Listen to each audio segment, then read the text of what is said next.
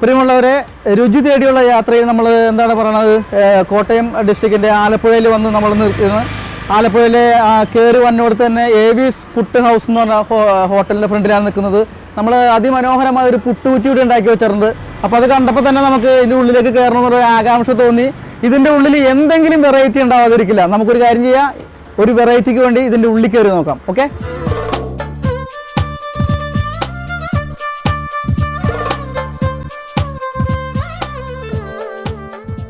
വളരെ മനോഹരമായിരിക്കുന്നു.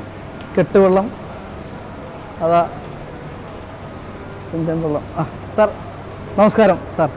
സാറിൻ്റെ പേര്? എൻ്റെ പേര് അനീഷ്. സാർ ഇവിടുത്തെ ഇവിടുത്തെ GM ആണ്, ജനറൽ മാനേജറാണ്. സാറിൻ്റെ പേരെന്താണ്? അനീഷ്. അപ്പോൾ ഞങ്ങൾ പുറത്ത് ഇപ്പോൾ കുട്ടനാട്ടിൽ കൂടി ഇങ്ങനെ വന്ന സമയത്ത്, ഇത് ഈസ്റ്റേൺ സോൾട്ട് ആൻഡ് പേപ്പർ എന്ന് പറഞ്ഞാൽ നമ്മുടെ കൗമുദി ചാനലിൻ്റെ ഒരു പ്രോഗ്രാമാണ്, കുക്കറി ഷോ ആണ്. അപ്പോൾ കുറച്ച് വിഭവങ്ങൾ കാണിക്കുന്നത്. അപ്പോൾ നമ്മൾ ഇവിടെ പാസ് ചെയ്തപ്പോൾ ഇതിൻ്റെ ഫ്രണ്ടിൽ, ഈ റെസ്റ്റോറൻറ്റ് ഫ്രണ്ടിൽ വലിയൊരു പുട്ടുകുറ്റി ഉണ്ട്. അപ്പോൾ നമുക്ക് എന്തോ ഒരു വെറൈറ്റി തോന്നി, എന്തോ വെറൈറ്റികൾ ഇവിടെ ഉണ്ട്. പക്ഷേ ആ പുട്ടുകുറ്റി കണ്ടിട്ട് നമ്മൾ നേരെ ഇതിൻ്റെ ഉള്ളിൽ കയറി കഴിഞ്ഞപ്പോൾ അത്ഭുതപ്പെടുത്തി പോയി. കാരണം ഇതുപോലത്തെ ഒരു റെസ്റ്റോറൻറ്റ്, ഇത്ര നീറ്റായ റെസ്റ്റോറൻറ്റ് നമ്മൾ ഈ അടുത്ത കാലത്തൊന്നും കണ്ടിട്ടില്ല. കാരണം ഇവിടെ വന്നിരിക്കുമ്പോൾ കെട്ടുവെള്ളത്തിൽ തന്നെ ഇരുന്നിട്ട് നമുക്ക് ഭക്ഷണം കഴിക്കാവുന്ന രീതിയിലുള്ള ഒരു കെട്ടുവെള്ളം, പിന്നെ അതിൻ്റെ മുകളിൽ തന്നെ എന്താണ് പറയുന്നത്, എന്തോ ഓടിയാണത്, എന്താ ചുണ്ടൻവള്ളത്തിൻ്റെ പങ്കായ ഉൾപ്പെടെയുള്ള ഒരു സെറ്റപ്പ്, ഒരു വെറൈറ്റി ആയിട്ടുള്ളൊരു ഹോട്ടലാണ്. അപ്പോൾ എനിക്ക് തോന്നി ഇവിടുത്തെ ഫുഡ് എന്തായാലും മോശമാവില്ല എന്നുള്ളത്. അപ്പോൾ നമ്മുടെ പ്രേക്ഷകർക്ക് വേണ്ടിയിട്ട് ഇവിടെ ഉള്ളൊരു വിഭവങ്ങളുടെ ഒരു ലിസ്റ്റ് ഒന്ന് പറഞ്ഞുതരാമോ സാർ? തീർച്ചയായിട്ടും പറഞ്ഞുതരാം. കാരണം ഞങ്ങൾ കേരളത്തിൻ്റെ തനിമ വിളിച്ചോതുന്ന, അതുപോലെ തന്നെ കുട്ടനാടിൻ്റെ തനിമ വിളിച്ചോതുന്ന രീതിയിൽ തന്നെ ഉള്ള ഫുഡാണ് നമ്മളിവിടെ കൊടുക്കുന്നത്, നാടൻ ഫുഡാണ്. അതെല്ലേ? കാരണം പുട്ടാണെങ്കിൽ തന്നെ നമ്മുടെ തന്നെ പൊടി കൊണ്ടുണ്ടാക്കുന്ന പുട്ടാണ്, നമ്മൾ തന്നെ പൊടിച്ചെടുക്കുന്ന. അതെ അതെ, ഞങ്ങളുടെ കമ്പനിയിലെ ഏവീസിന്റെ കമ്പനിയിൽ തന്നെ തയ്യാറാക്കപ്പെടുന്ന ഐറ്റങ്ങൾ കൊണ്ടാണ്, പൊടി ഐറ്റങ്ങൾ കൊണ്ടാണ്, അതുപോലെ മസാല ഐറ്റങ്ങളും എല്ലാ ഐറ്റങ്ങൾ കൊണ്ടാണ് ഞങ്ങൾ ഇവിടെ ഫുഡ് ഉണ്ടാക്കുന്നത്. തീർച്ചയായിട്ടും ആൾക്കാർ നല്ല സപ്പോർട്ടാണ്. കാരണം നല്ല ആംബിയൻസോടാണ്, പുറത്തുനിന്ന് കാണുന്ന പോലെ അകത്തോട്ട് കയറി കഴിയുമ്പോൾ അതാണ് പറഞ്ഞത്, നമ്മൾ പുറത്തുനിന്ന് നോക്കിയപ്പോൾ ഒരു ആകർഷണം നമുക്ക് തോന്നി, എല്ലാവർക്കും തോന്നുന്ന ഒരു ആകർഷണമാണ്. പക്ഷെ അകത്ത് കയറിയപ്പോൾ അതിലും വലിയ വിശാലമായ ഷോറൂം പോലെ കിടക്കുന്നു, അതിലും മനോഹരമായിട്ട് സെറ്റ്. ഇവിടെ വൈകിട്ട് എനിക്ക് തോന്നുന്നത് ശരി ഞായർ ഞങ്ങൾക്ക് വൈകുന്നേരം ആകുമ്പോൾ ഫ്ലൂട്ടും തബലയും കൂടെ ഉള്ള ഒരു മ്യൂസിക്കൽ പ്രോഗ്രാം ഉണ്ട്. അപ്പോൾ നമുക്ക് മ്യൂസിക്കൊക്കെ കേട്ടിട്ട് ഒരു നല്ലൊരു അന്തരീക്ഷത്തിൽ നിന്ന് ഭക്ഷണം കഴിക്കാൻ പറ്റിയ റെസ്റ്റോറൻ്റ് ആണത്. അപ്പോൾ നമ്മുടെ സോൾട്ട് ആൻഡ് പേപ്പറിന് വേണ്ടി എന്ത് വിഭവം നമുക്ക് കിച്ചണിൽ ചെയ്യാൻ പറ്റും? നമ്മുടെ വള്ളക്കറികൾ എന്ന് പറഞ്ഞ പഴയ ഒരു വിഭവമുണ്ട്, വള്ളക്കറികൾ എന്ന് പറഞ്ഞാൽ. ഓക്കെ. അതിനകത്ത് പ്രധാനമായിട്ട് വരുന്നത് അറിഞ്ഞിൽ വാട്ടിപ്പറ്റിച്ചത്, പിന്നെ കരിമീൻ തികത്തിയത്, ഇങ്ങനെയുള്ള ഐറ്റങ്ങളൊക്കെ ഉണ്ട്. പിന്നെ അതുപോലെ തന്നെ നമ്മുടെ പ്രധാനപ്പെട്ട ഐറ്റം എന്ന് പറഞ്ഞാൽ താറാവ് ഫുള്ളായിട്ട് ഫ്രൈ ചെയ്ത് റോസ്റ്റ് ചെയ്ത ഐറ്റം. ഒരു 5-6 മണിക്കൂർ നീണ്ട ഒരു ഇതിലൂടെ ചെയ്തെടുക്കുന്ന ഒരു സംഭവമാണ്. അത് നല്ലൊരു ഐറ്റമാണ്. അപ്പൊ നിങ്ങൾക്ക് വേണ്ടി ഞാൻ അറിഞ്ഞിലും വാട്ടിപ്പറ്റിച്ചത് ആ ഒരു വിഭവത്തെ ഞാൻ പരിചയപ്പെടുത്തി തരാം. അപ്പോൾ നമ്മുടെ പ്രേക്ഷകർക്ക് വേണ്ടി ഇന്ന് നമ്മൾ ഉണ്ടാക്കുന്ന വിഭവത്തിന്റെ പേരാണ് അറിഞ്ഞിൽ വാട്ടിപ്പറ്റിച്ചത്. അപ്പോൾ നമുക്ക് അതുണ്ടാക്കാൻ വേണ്ടി, ആ വിഭവം ഉണ്ടാക്കാൻ വേണ്ടി കിച്ചണിലേക്ക് പോകാം. Okay, come on.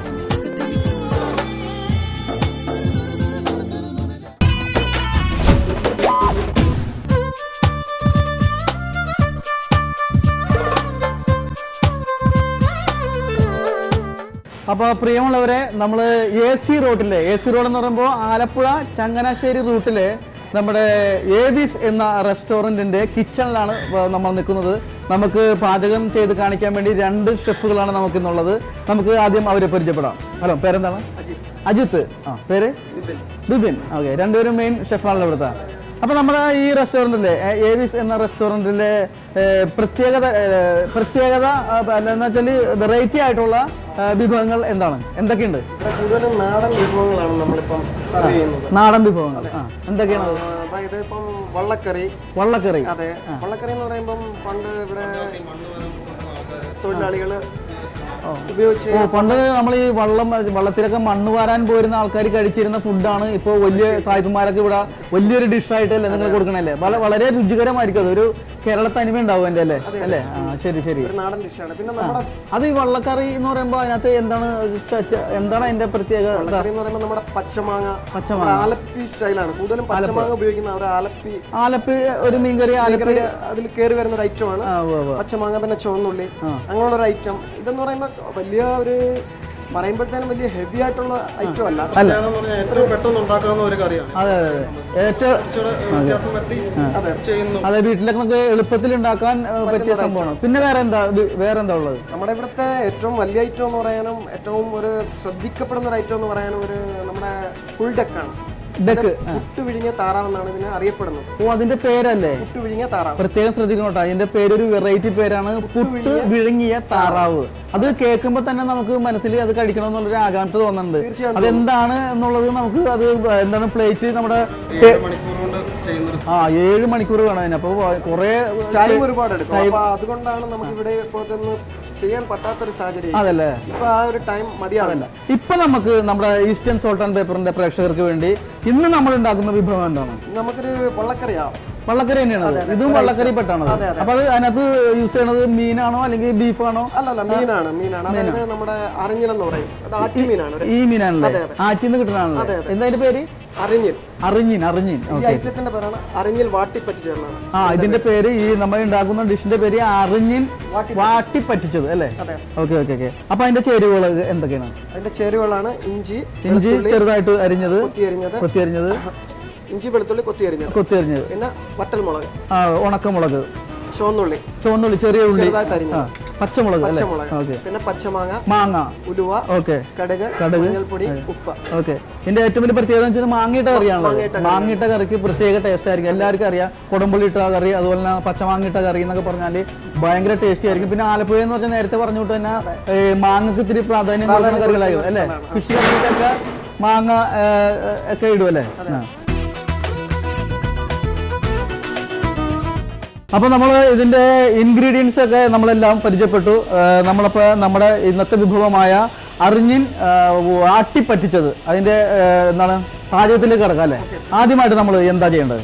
ആദ്യമായിട്ട് നമുക്ക് സ്റ്റൗ കത്തിക്കുക.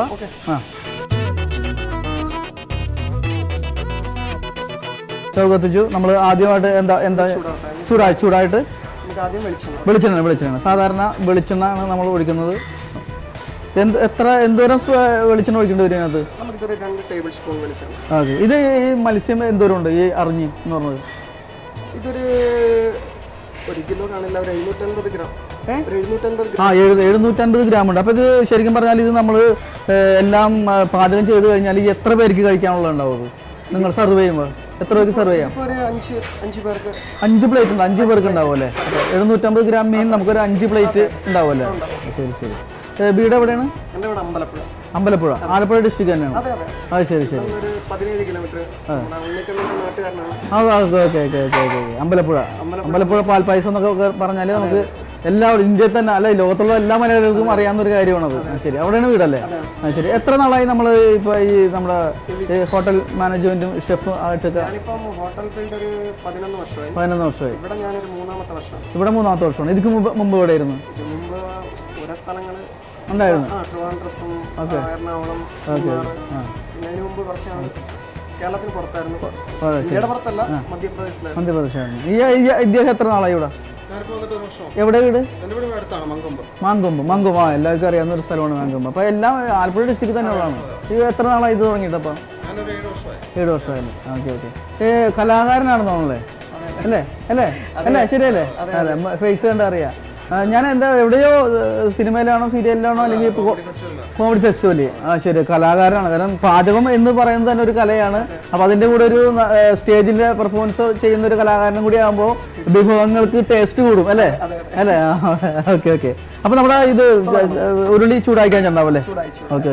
വിളിച്ചു എന്തോരം എണ്ണ ഒഴിക്കേണ്ടി വരും? 2 ടേബിൾ സ്പൂൺ. ഓക്കെ. അപ്പൊ ഇത് 7 പേർക്കുള്ള പ്ലേറ്റ് ഉണ്ടല്ലോ? 7 പേർക്ക് 5 പേർക്ക് സെർവ് ചെയ്യാം.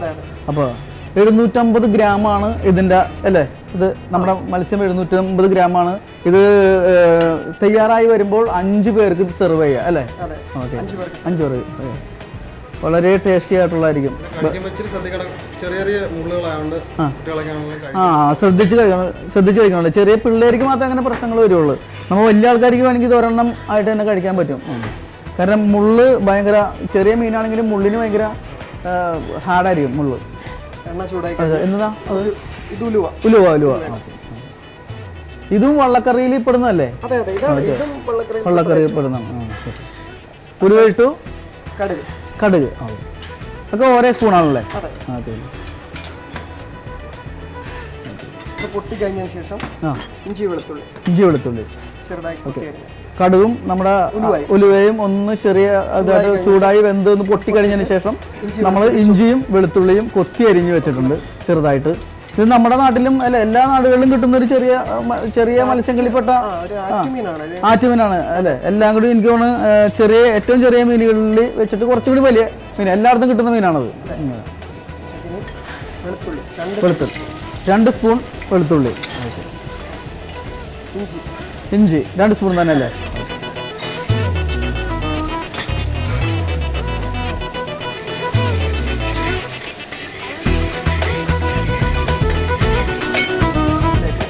ചെറിയ ഉള്ളി അല്ലേ? ചെറിയ ഉള്ളി എന്തോരം ഉണ്ട്?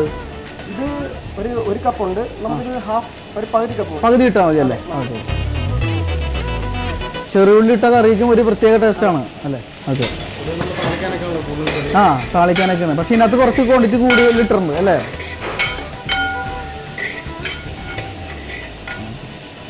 പച്ചമുളക്. ഓക്കെ.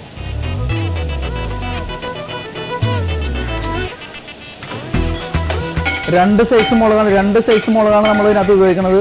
അപ്പോൾ എരിവിൻ്റെ കാര്യത്തിൽ എനിക്ക് തോന്നുന്നു മുൻപന്തിൽ തന്നെ ആയിരിക്കും.